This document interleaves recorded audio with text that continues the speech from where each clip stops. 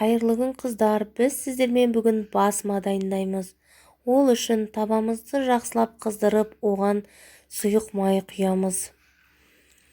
Бұдан соң майымыз қызғаннан соң оған картоптарымызды саламыз. Картоптарымызды осылай бүтіндей саламыз, оны турамаймыз.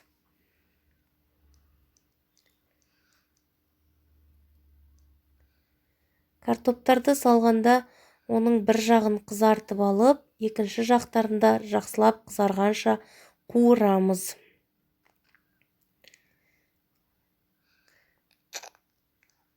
Міне біздің картоптарымыз осындай болып қуырылды. Енді осыны ыдысқа салып аламыз да, табамыздағы майды төгіп, осы табамызға алдын ала маринадталған етімізді саламыз.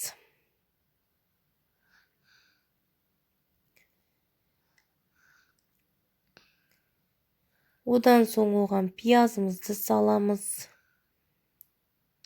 Томат пастасын саламыз. Сәбізімізді саламыз. Және қызанағымызды саламыз. Сонымен қатар тәтті болгар бұрышын саламыз.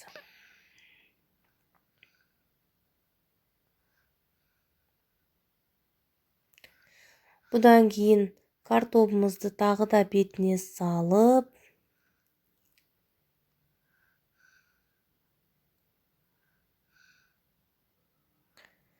лавр жапырағын, дәмдеуіштер, татымына қарай тұз, бұрыш себеміз.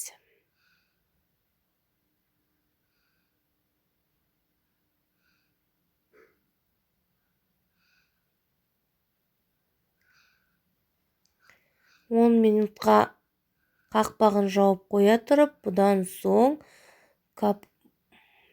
орам жапырақты жапырақтап алып, осылай бетін жауып шығамыз.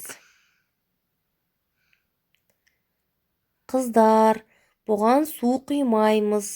Етіміздің майына томат пастасы барлығы қосылып, өзі пісіп шығады. Тек отты баяу қоямыз. Міне, біздің тамағымыз дайын. Осындай болып шығады.